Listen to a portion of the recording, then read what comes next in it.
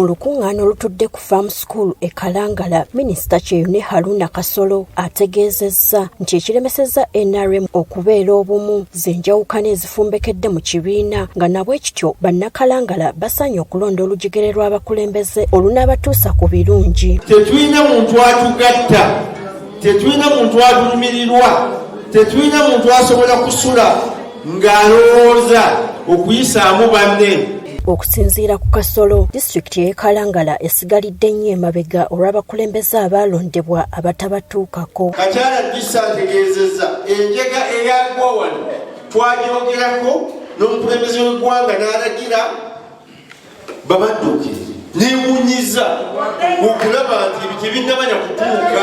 Kasolo agamba nti abantu bangi abeesowoddeyo wabula nga beenyigidde nnyo mu kibba ttaka mu bitundu bino ebya Buganda n'akubiriza abantu okwetegereza abantu be balonda. Fenga wano mu sentro ekyobugagga kyaffe ttaka.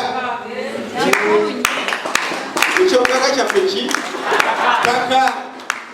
Nze mbalalira nze Kasolo sirina zero yonna, sirina nsonga yonna, soogerwangako, sirabikibwako bubbi bw'ettaka. N'abana mubanajja mubabuuza ekyo.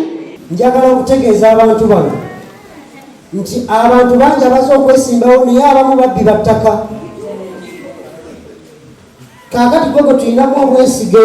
Kasolo era yeeyamye okuweereza mu kifo kino mu bwesimbu awatali bukuluppya ng'ajja kusobola okukiikirira obulungi ekitundu kino. Basaba muntunuulire tukyalira akaseera n'abaana mujja batunuulira olabe ani asaanidde, ani agenda okukuweesa ekitiibwa. Banna NRM mu kitundu kino eky'ebizinga by'Essese bagamba nti tebaganyuddwa mu buweereza bwa gavumenti nga beetaaga abantu abanaasobola okubatuusizaayo ebirowoozo byabwe mu lukiiko olw'oku ntikko. Ate yaffe tubaire tuliwo nga bangi tugamba nti tuli ba NRM naye nga tubulwamu abantu abatunnyonnyola ekigenda mu maaso okutukumaakuma. Ba MP bonna be tulinayo ba opposition, chairman wa district opposition, kati tetuyina we tulajanira ne betufuna obuzibu ng'abavubi tewali gwe tulajanira gwe tukabira. Kumbinazi byaffe bino bye tulima ebbeeyi eyongereko eveno mu bbeeyi eya wansi 10,000 kanaffe tutuukeko ku 2,500 oba 3,000 kubanga n'ebigimusa byennyini bye tuteekako byo byalinnye ebbeeyi. Mubaka wa Buyamba Javiira Ssemwanga ku mukolo guno agumizza bannakalangala nga bw'agenda okutuusaayo okulajana kw'abantu abakosebwa ensoke gye buvuddeko. Eddoboozi lyabwe tuli tutte ne Honorable Minister Haruna Kasolo tugenda kutegeeza Speaker wa Parliament wamu ne President ku nsonga y'abantu abakosebwa e Kalangala basobole okubanga obuyambi obw'abasuubizi bwa President bubatuukako kubanga twasobola okubuyisa mu supplementary budget.